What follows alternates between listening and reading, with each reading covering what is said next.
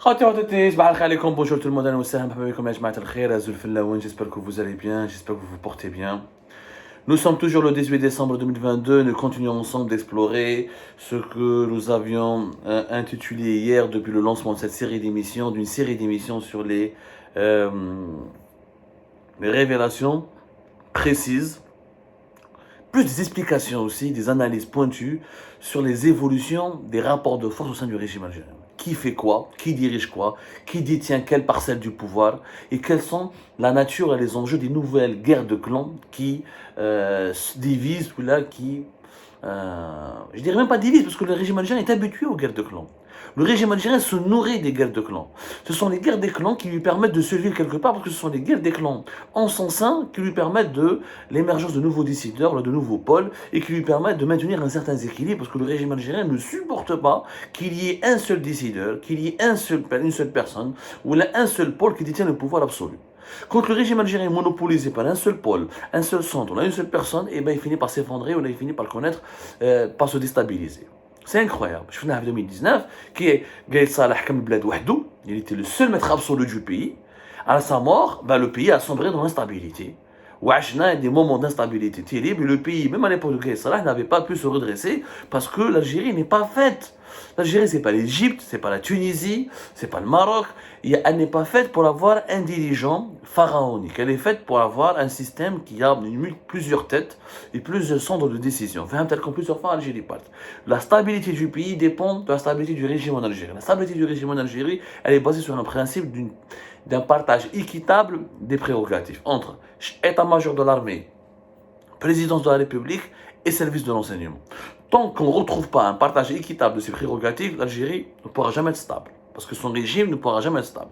À l'époque de Bouteflika, on est resté 20 ans parce qu'il y avait un partage équitable. Parce que l'état-major de l'un pays existait avec Gaïd Salah, qui a régné sur l'état-major de l'un pays 15 ans. Les services d'enseignement jusqu'à 2015 avec Général Toufer étaient stables. La présidence avec Bouteflika était puissante. Quand on a déglingué les services de renseignement à partir de 2015, et lorsque Gaïd Salah a déglingué la présidence en profitant du Hirak février 2019, le pays a sombré dans une crise politique structurelle. Il faut que les Algériens et les Algériens comprennent on n'est ni le Maroc, ni la Jordanie ou un autre pays arabo-africain où un seul roi ou un seul président, un seul dictateur peut tout monopoliser. Ça s'est passé à l'époque de Boumediene, mais depuis Boumediene, ce n'est plus possible. Khlas. Et personne ne peut redevenir le Boumediene. L'Algérie n'avait qu'un seul Boumediene. Elle ne peut pas avoir un deuxième Boumediene. Ça, c'est très important à comprendre. On a dit plus tard. Maintenant, comme dans la précédente émission, Shengriha est repassé à l'action, à l'offensive, enfin, il est passé à l'offensive et à l'action, et maintenant il veut la tête de Boualem Boualem. Dans une précédente émission, dans 2-3 émissions. La deuxième émission, son parcours, son importance sur l'échiquier politique, comment c'est lui qui dirige le pays auprès de Tebboune, comment c'est lui qui est devenu le bras droit et le cerveau de Tebboune, et que sans lui, Tebboune ne peut pas exercer son pouvoir. Comment il a, grâce à la troisième émission, que Shengriha n'était pas été occupé par le démantèlement du clan de Gaïd Salah et par la conquête du pouvoir au sein de l'armée, et que Boualem Boualem est devenu ensuite un homme hyper puissant, hyper influent, parce qu'il a réussi à démanteler et à battre ses adversaires qui lui voulaient du mal au sein des services de sécurité au sein de l'armée, à partir du complot, lorsque le complot des officiers comploteurs et traîtres de août 2022 a éclaté, et qu'aujourd'hui Boualem Boualem a tissé sa toile d'araignée au sein même de l'armée. Des chefs de légion à la main, des officiers de service de l'enseignement à la main, des généraux traités avec lui, et là Saïd Shengriha commence à avoir peur. Mais pourquoi Boualem Boualem est aussi puissant? Et comment on veut faire Shengriha pour déglinguer ou pour se débarrasser de Boualem Boualem? Tout tourne autour de l'organe. Comme dans l'émission qui parle de l'ascension et du joyeux destin de Boualem Boualem, mais le secret de sa réussite et de son pouvoir actuel, c'est l'organe. L'organe, c'est quoi? L'organe, c'est quoi? L'organe, c'est l'organe national de lutte contre les infractions liées aux technologies de l'information et de la communication, dénommé l'organe. Le régime ayatollah dans l'organe. L'organe, c'est lui qui gère tous les systèmes des écoutes téléphoniques, des écoutes et de la surveillance des communications électroniques et qui surveille la toile, l'internet et les réseaux sociaux. J'ai fait Hydra, il est basé à Hydra, et il a tous les équipements les plus modernes et les plus sophistiqués. Chaque année, pour ne pas dire chaque semestre, le régime algérien investit beaucoup d'argent pour améliorer, moderniser cet organe, former ses ingénieurs et ses cadres.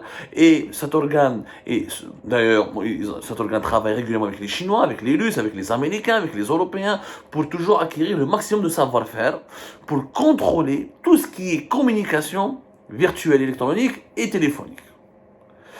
Comme dans un président d'émission, ils n'ont pas le pouvoir, c'est pas la NSA. Faut arrêter n'imaginez pas que c'est pas la NSA, c'est pas la DGSE, c'est pas la FSB. Non, ils ne peuvent pas hacker WhatsApp et rentrer dans WhatsApp comme ils veulent. Mais ils ont la capacité de hacker les PC, hacker les téléphones, les smartphones des Algériens et des Algériens, écouter toute leur communication téléphonique, ça c'est très facile, hacker certaines messageries comme Facebook Messenger, et ils arrivent à convaincre des fois les Américains de leur donner des portes dérobées pour rentrer dans des communications, WhatsApp, notamment de WhatsApp. Signal, ça reste très difficile pour eux, mais aux dernières nouvelles, ils peuvent même décrypter ou la détecter ou récupérer les messages écrits de signal. Mais vraiment, quand ils s'acharnent contre une personne ou contre un groupe de personnes, lorsqu'ils veulent les surveiller, ils arriveront toujours avec des méthodes chinoises ou la russe, quand ils n'ont pas l'autorisation des Américains pour utiliser les portes dérobées de WhatsApp ou des autres messageries américaines, avec des méthodes de hacking et de piratage russes et chinoises, ils arrivent à trouver des informations, à récupérer des informations, et à espionner, à surveiller, à écouter le groupe de personnes ou la personne qui est visée par des enquêtes. هذا l'organe, Fjord Gaye Saleh, qui comme son importance. En juin 2019, Gaye Saleh l'a placé auprès du ministère de la Défense nationale, où Boualem a survécu à la purge menée par Gaye Saleh contre le régime Bouteflika, parce que Boualem a collaboré avec le clan Gaïd. Il leur a donné plusieurs documents qui relèvent, parce que Boualem, c'est lui qui était le premier directeur, pour ne pas dire le fondateur de l'organe. L'organe qui a été créé en 2015, octobre 2015, l'article, une enquête que nous avions consacrée à Boualem, c'est lui qui a dirigé l'organe, sa création. Depuis 2015, il a été créé, voilà, le 8 octobre 2015. De 2015 jusqu'à 2019, c'est lui qui le dirigeait. Il voulait aller fuir en France parce qu'il ne faisait pas confiance à Gaye Saleh. Même s'il avait collaboré avec Gaye Saleh, il savait qu'un jour ou l'autre, ils vont lui demander des comptes parce qu'il travaillait beaucoup avec Saïd Bouteflika. Saïd Bouteflika a utilisé cet organe pour surveiller, écouter et pour écouter, surveiller, espionner l'ensemble de ses détracteurs, des autres dirigeants de l'État, notamment de Gaye Saleh et de son entourage.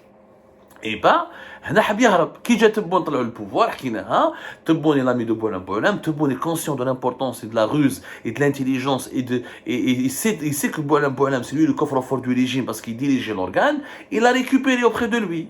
Mais ce que les Algériennes et les Algériens ne savent pas, c'est que l'organe n'est plus auprès du ministère de la Défense nationale.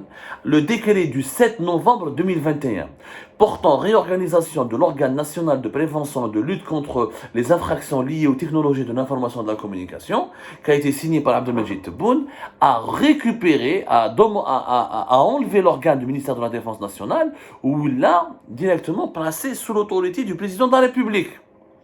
L'article 2 de ce décret, il dit que l'organe est une autorité administrative, indépendante, jouissant de la personnalité morale et de l'autonomie financière, placée auprès du président de la République. Le siège de l'organe est à Alger, il y a Hydra. Je peux même vous donner son adresse, c'était à la rue Abou Nouaz, Hydra. Voilà. Bon, mais en tout cas, il est sous l'autorité du président de la République. Mais,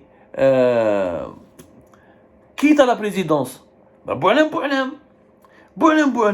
il a profité, parce que Chengriha, ما كانش على باله de l'importance de l'organe. قالوها له من بعد. Parce que Chengriha, c'est un homme de terrain, Nabi Béchar, chef de région, il ne connaissait pas les intrigues du palais. Il a été longtemps exclu d'Alger. À partir de 2018, où il Gaye Saleh vers Alger pour diriger les forces terrestres. Donc, il ne connaissait pas les intrigues, les ruses du pouvoir.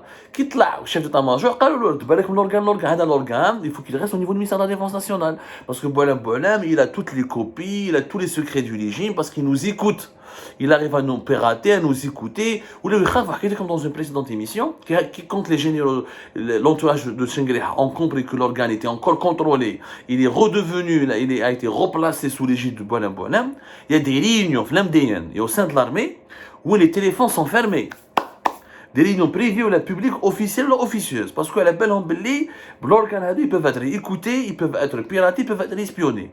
Donc, en récupérant l'organe, déjà en 2020, quand il était déjà sur l'autorité du ministère de la Défense nationale, et comme il était encore intérimaire, Saïd Chengriha, a récupéré, a retrouvé beaucoup d'influence sur cet organe, et à partir de 2020-2021, il a parachevé un processus de récupération et de réhabilitation de l'organe avec le décret du 7 novembre qui est revenu dans le giron de la présidence. Et donc, depuis le novembre 2021, Boualem a le pouvoir absolu sur cet organe et donc il peut utiliser le système des écoutes téléphoniques et de la surveillance des communications électroniques sans consulter le ministère de la Défense nationale, sans les associer.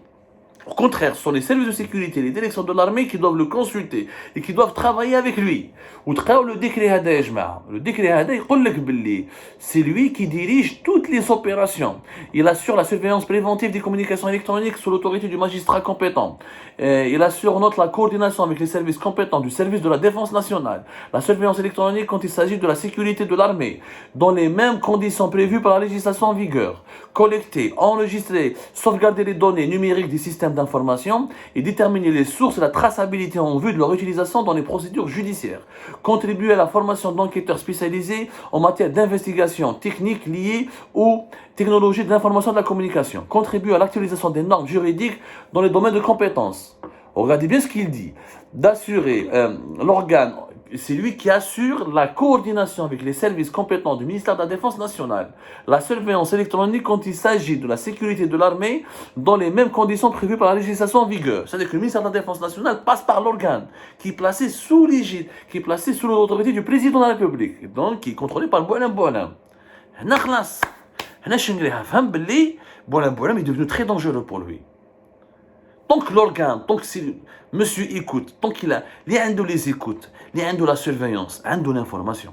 Celui qui a l'information, il a toujours une avance sur son adversaire. C'est-à-dire que Boualem aujourd'hui, grâce à l'impuissance dont il dispose grâce à cet organe, il a gagné la force et le respect et tout le monde, des généraux au sein de l'armée, des chefs de légion, qui veulent plus travailler, qui ont plus peur de Boualem que de Chengriha. Parce que Boualem, il peut nous espionner, il peut préparer tout un dossier contre nous. Et peut-être même que des officiers de l'armée ont peur de lui parce qu'il a des dossiers contre eux.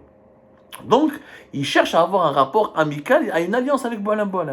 وهذه شنقريحة فهمها كيف فهمها تقلق قال لك بلي دوك السيد هذا كابابل يدور عليا كابابل va provoquer ils vont me préparer un dossier ils auront des éléments contre moi Tebboune Boualem va lui retourner la tête et Tebboune et Boualem vont décider de l'éliminer Chengriha et de ramener un nouveau chef d'état-major. Et quand Chengriha voudra protester, يخرجوا له كيش un dossier. قال خويا les communications تاعك les traces, voilà ton entourage, il a parlé en ton nom. Ils ont la technologie nécessaire pour assurer la collecte des données. Ils collaborent avec les services occidentaux et chinois et russes dans ce sens-là. Ce que le MDN, le ministère de la Défense nationale, n'a pas.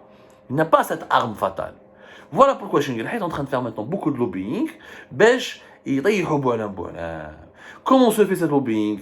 Comment se fait ce lobbying? Comment ce lobbying s'est propagé au sein même de la justice algérienne où des récentes affaires de justice et des scandales judiciaires ont éclaté au risque de déstabiliser le pays, mais ce sont des scandales judiciaires commandités ou orchestrés dans le cadre de cette nouvelle guerre de clans. Tout cela, on va l'expliquer dans une prochaine émission. On vous laissera bien digérer toutes les informations importantes que nous avons communiquées dans cette émission parce que c'est des informations réelles, concrètes et fiables. On ne fait pas du sensationnalisme, on ne fait pas dans la rumeur ou dans les fake news. Avec comme ça, à tout à l'heure pour d'autres éclairages.